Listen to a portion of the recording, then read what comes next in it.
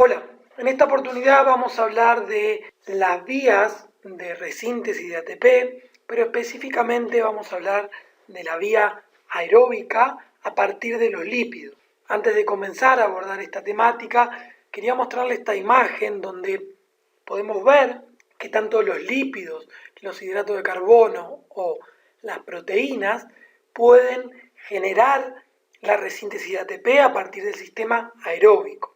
Claro está que las proteínas lo van a hacer en menor medida.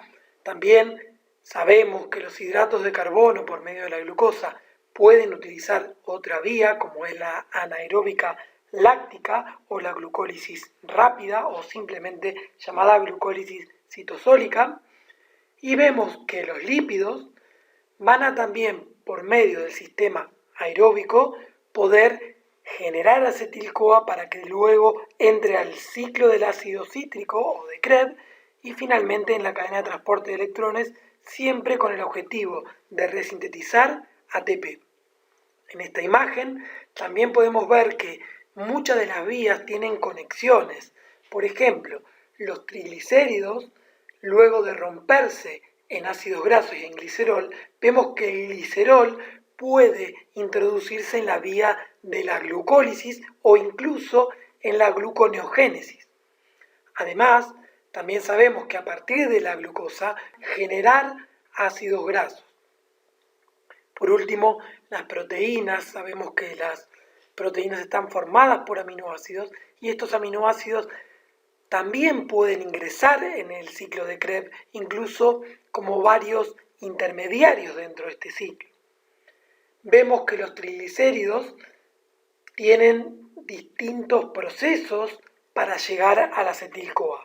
Básicamente, el proceso más importante es el conocido como beta-oxidación, que ahora lo vamos a ver en detalle, pero a partir de la lipólisis, la beta-oxidación y demás, llegamos a un acetil-CoA que puede entrar en ciclo de Krebs.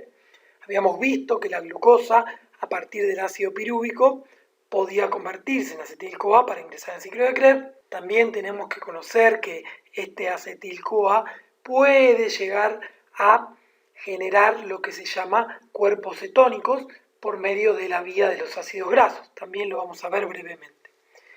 Por otra parte, sabemos que a partir del acetil-CoA podemos generar la lipogénesis, es decir, la producción, la construcción de lípidos, lipogénesis de novo, a partir de carbohidratos que se encuentran en exceso, que es un poco lo que ya mencioné.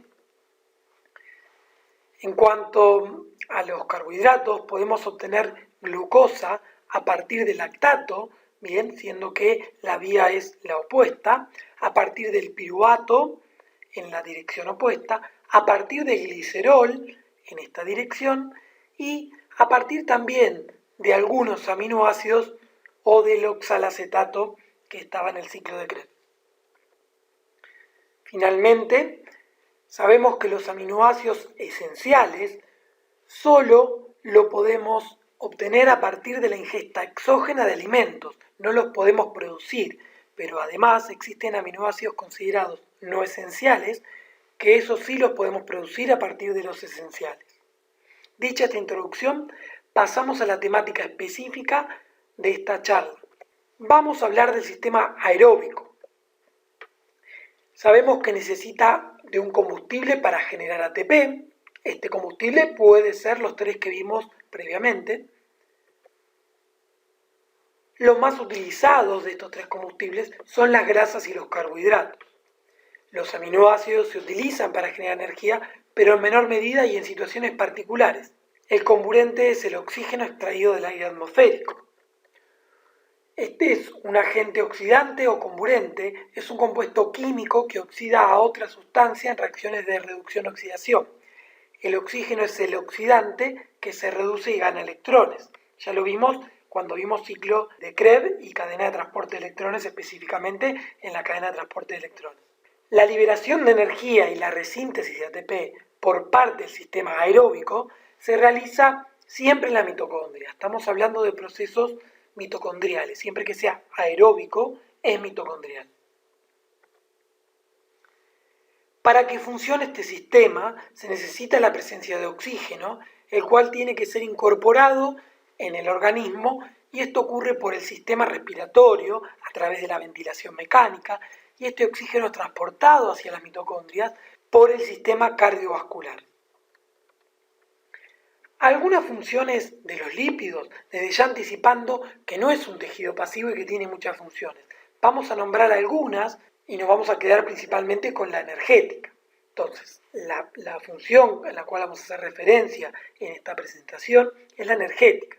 Los ácidos grasos son más energéticos que los carbohidratos, es decir, van a poder resintetizar mucho más ATP, producir mucho más ATP a partir de los ácidos grasos que de los carbohidratos y que de las proteínas. Se lleva esta función energética llevada a cabo por los triglicéridos, es considerada la energía a largo plazo. Vamos a ver que en poca duración y alta intensidad no se utilizaría tanto los triglicéridos, sino que se utilizan más en los ejercicios de larga duración y cuando la intensidad no es tan alta, porque no es un sistema que tenga mucha potencia en la resíntesis de ATP, sino que es un sistema de mucha capacidad. Es un gran depósito. También por arriba sabemos que tiene función estructural, forma membranas plasmáticas, esto lo hacen los fosfolípidos y el colesterol. También se considera un aislante térmico para evitar la pérdida de calor, una función de protección como amortiguador, protegiendo los órganos. El colesterol forma parte de hormonas, como puede ser la testosterona y estrógenos, y los kilomicrones y las proteínas de muy baja densidad, VLDL, son las que transportan la mayor cantidad de triglicéridos. A su vez, los ácidos grasos libres se transportan unidos a la albúmina. En concreto, consumimos grasas a partir de los alimentos. Estos se almacenan como triglicéridos, glicerol y ácidos grasos, 3 ácidos grasos. Hay un sistema energético que los puede catabolizar para generar la resíntesis de ATP, y este es el sistema aeróbico o oxidativo, que utiliza oxígeno. Basado en la duración del ejercicio y en base a la clasificación de Chamari y Padulo, sabemos que son esfuerzos intensivos de resistencia, ejercicios de una duración mayor a 1 minuto. Por eso ponemos como ejemplo un maratón donde tenemos 42 kilómetros y donde el récord está por encima de las 2 horas. Sabemos que el sistema aeróbico también puede utilizar, dijimos, la glucosa, que ya lo vimos, y también puede utilizar las proteínas. Existe un pool de aminoácidos que no es de gran cantidad, no es una reserva importante, y puede retenerlos por un tiempo. En diversas situaciones se puede utilizar las proteínas, en realidad los aminoácidos, para la resíntesis del ATP, y esto también es por medio del sistema aeróbico. Recuerden que existen muchos aminoácidos también que están en el músculo y también los podemos utilizar. Hay distintas vías que abordaremos luego. En el caso de los lípidos, se almacenan en el tejido celular subcutáneo y alrededor de las vísceras. Más del 90% de estos lípidos son triacilglicéridos. En esto nos vamos a centrar. Y se pueden movilizar cuando se requiere energía.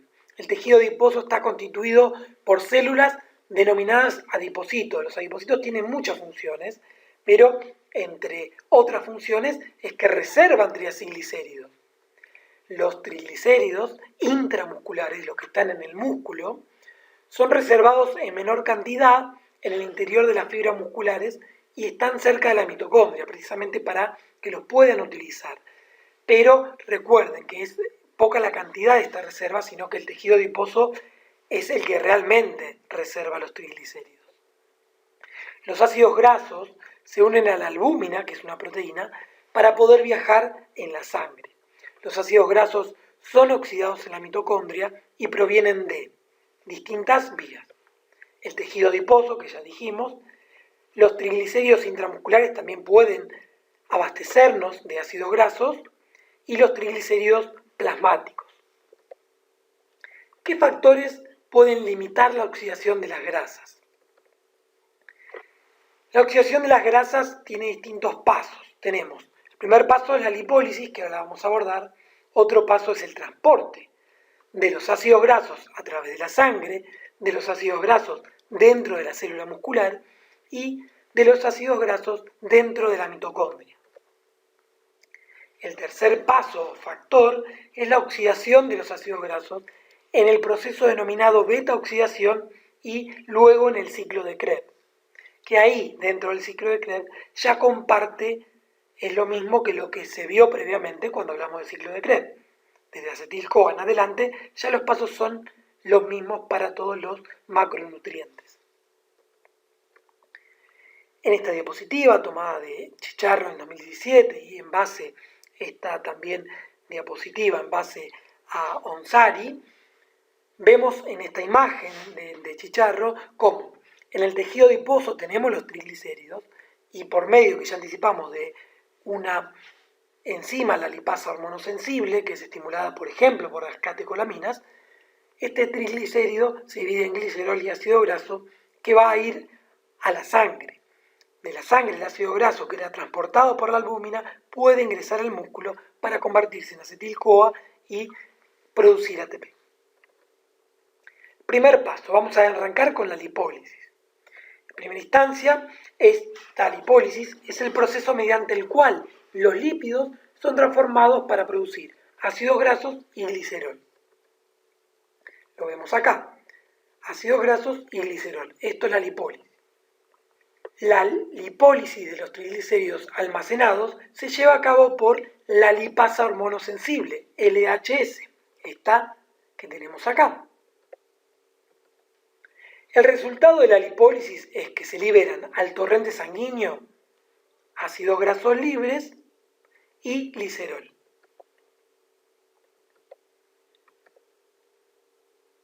Durante el ejercicio se incrementan los niveles de catecolaminas, adrenalina y noradrenalina, y esto estimula a la lipasa hormonosensible.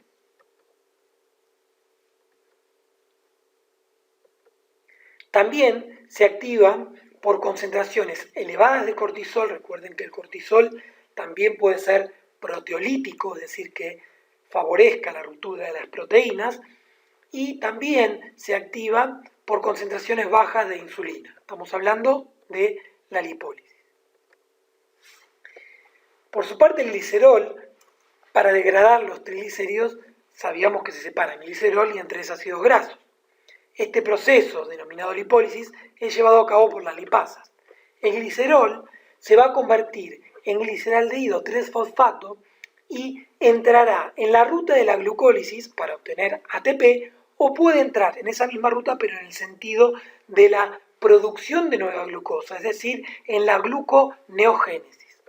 Estas vías, tomando esta imagen de Wikipedia, vemos cómo el glicerol puede ingresar a la vía de la glucólisis tanto en el sentido de piruvato como en el sentido de la producción de nueva glucosa, proceso llamado gluconeogénesis.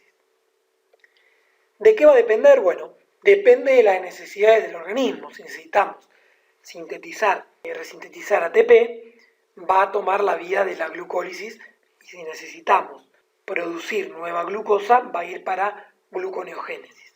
Siempre la demanda, la necesidad de ATP va a determinar un poco para dónde va a ir el proceso. El segundo paso, el transporte de los ácidos grasos, en este caso a través de la sangre.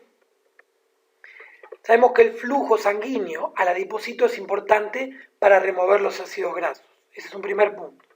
Los ácidos grasos libres se transportan unidos a la albúmina hasta el tejido muscular. La albúmina tiene al menos 3 sitios de unión con los ácidos grasos. El 99% de los ácidos grasos plasmáticos se transportan por medio de la albúmina, es decir, casi en su totalidad.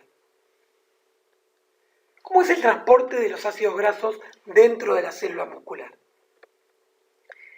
Los mecanismos potenciales que podrían explicar este proceso, tenemos sistemas transportadores de ácidos grasos que se ubican en las membranas musculares y facilitarían el ingreso de los ácidos grasos. Estamos hablando del transporte de ácidos grasos dentro de la célula muscular. Venían los ácidos grasos con la albúmina y ahora tienen que ingresar a la célula muscular, al músculo. Las proteínas transportadoras son denominadas FAT y FAB-P. además de la difusión facilitada, podrían transportarse por difusión simple. Este proceso del que estamos hablando, cuando acabemos todo el proceso desde el ácido graso con la albúmina hasta la producción o el producto final, agua y dióxido de carbono, después del ciclo de Krebs y la cadena de transporte de electrones, en estos momentos estamos hablando del paso del ácido graso unido a la albúmina, pero específicamente del paso del ácido graso cuando tenga que atravesar la membrana plasmática para ingresar al sarcoplasma, al citoplasma. Este es el punto donde estamos hablando ahora. Luego, el transporte de ácidos grasos dentro de la mitocondria. Una vez ingresado el ácido graso al citoplasma, ahora va a tener que ingresar a la mitocondria. Cuando los ácidos grasos atraviesan la membrana de la célula muscular, tenemos la opción también de que se almacenen con los triglicéridos intramusculares. Recordemos que dentro de la fibra muscular tenemos almacenados triglicéridos en poca cantidad. Estos triglicéridos dentro de la fibra muscular se llaman triglicéridos intramusculares, y estos ácidos grasos que atravesaron la membrana pueden almacenarse como triglicéridos intramusculares. Esa sería una opción. La otra opción es la que sigue a continuación. Estos ácidos grasos necesitan ser activados para ingresar en la mitocondria en la producción de ATP como objetivo final y para poder utilizarse como sustrato energético. El proceso de activación implica la enzima acil-CoA sintetasa y asocia el ácido graso con la coenzima A o CoA. Entonces, el ácido graso, el CoA, mediante la enzima acil-CoA para producir el acil-CoA que vemos acá. Entonces, el CoA y el ácido graso, acil-CoA. En este paso el ATP se transforma en AMP, perdiendo sus dos enlaces de energía. Es como si se utilizarían dos ATP, pero en realidad no se utilizan dos ATP, sino que pierde un ATP sus dos enlaces de energía. El transporte de ácidos grasos dentro de la mitocondria, seguimos en este proceso porque todavía no ingresó. En la membrana mitocondrial existe un sistema transportador dependiente de la carnitina, la famosa carnitina que se vende como suplemento, y situado en el espacio intermembrana, y su función es transmitir los grupos acilo a través de la membrana mitocondrial. Tenemos el acil-CoA y acá vemos la carnitina. Vamos a ver cómo ocurre esto. Por acción de un transportador en la membrana mitocondrial, recuerden que esta es la membrana externa mitocondrial, este es el espacio intermembrana y esta es la membrana interna mitocondrial, por lo cual a partir de esta membrana estamos en la matriz. Por acción entonces de un transportador en la membrana mitocondrial, carnitina transferasa 1, así se llama, el acil-CoA es convertido en acil-carnitina. El acil-CoA es convertido en acil-carnitina. Tenemos la carnitina acá. La acil-carnitina atraviesa también la segunda membrana mitocondrial, es decir, la membrana interna. Dentro de la matriz, una vez que ingresa a la matriz mitocondrial, es nuevamente reconvertida en acil-CoA, que era el que teníamos al principio en el citoplasma, por acción de la carnitina transferasa 2. La carnitina que es liberada en la matriz, se libera de acá de esta unión, retorna al espacio intermembrana y queda disponible para transportar otro acil-CoA. Otro acil-CoA puede transportar esta carnitina, quedó liberada acá. Lo explicamos nuevamente el proceso con otra imagen y en detalle. Esta imagen tomada de Mela Herrera, publicada en el grupo sobre entrenamiento, donde tenemos el citosol, la membrana interna, la matriz, pero acá aparece la carnitina transferasa. Entonces vemos lo siguiente paso a paso. El acil-CoA se une a la carnitina formando un compuesto denominado acil-carnitina y libera el grupo CoA. El acil-CoA se une a la carnitina, que viene acá, formando un compuesto denominado acil-carnitina, y libera el grupo CoA que está acá. La enzima que participa en este paso es la carnitina aciltransferasa 1, esta que tenemos acá. El complejo acilcarnitina, este que tenemos acá, atraviesa la membrana mitocondrial y en el interior de la misma se produce la liberación de la carnitina, se libera la carnitina, y la unión del ácido graso con otra molécula de CoA. Se libera la carnitina y se va a unir con otro CoA para formar acil-CoA. Entonces, se produce la liberación de la carnitina y la unión del ácido graso con otra molécula de CoA para formar nuevamente acil-CoA. Este paso lo cataliza la enzima carnitina aciltransferasa 2, esta que tenemos acá. La carnitina liberada difunde libremente hacia el citoplasma para servir en este proceso nuevamente. El tercer paso es el de la oxidación de los ácidos grasos en el proceso conocido como beta-oxidación y luego en el ciclo de Krebs. Con el acil-CoA dentro de la mitocondria, en la matriz, ocurre una serie de reacciones que se conocen como beta-oxidación, que convierten el acil-CoA en acetil-CoA. La beta-oxidación consta de 4 reacciones enzimáticas. No es una única reacción, si bien la vamos a mostrar, no la vamos a profundizar. En cada beta-oxidación se reduce un NAD y un FAD. Un ácido graso, dependiendo de la cantidad de átomos de carbono, puede reducirse a 8 NADH y 8 FADH, y dando lugar a 9 moléculas de acetil-CoA. Ya acá podemos empezar a entender por qué va a producir mayor cantidad de ATP que la glucosa. Y acá vemos la imagen de la beta-oxidación. Consiste en dividir los ácidos grasos en fragmentos de 2 carbonos que entrarán en el ciclo de Krebs como acetil-CoA. De este acil-CoA entra en la mitocondria al proceso de beta-oxidación. Fíjense, FAD, FADH, utilización de agua, NAD, NADH y finalmente acetil-CoA, que es el que puede ingresar en el ciclo de Krebs. Finalmente, entonces, reitero, posteriormente ingresa al ciclo de Krebs para su oxidación. Y acá nuevamente todo el proceso. La beta-oxidación genera mucha energía. El número de ATP va a depender del ácido graso que se esté degradando. No es lo mismo un ácido palmítico que otro ácido graso. Cuanto más larga sea el ácido graso, más ATP se obtendrá. Por ejemplo, el ácido palmítico produce más de 100 ATP, aproximadamente 106 ATP. Alguna literatura puede incluir más. Veamos ahora un poco esta imagen, también tomada de Chicharro. El acetil-CoA entrará en el ciclo de Krebs para la producción de energía siempre que haya acetato, para que se pueda ocurrir el primer paso, acetil-CoA. Ciclo de Krebs, para ingresar recuerden que se tiene que unir con el oxalacetato y mediante una reacción continúa este proceso. O sea, tiene que haber oxalacetato disponible y esto es necesario para que el ciclo de Krebs ocurra. Vamos a otra cuestión, que es la de cetogénesis, producción de cuerpos cetónicos.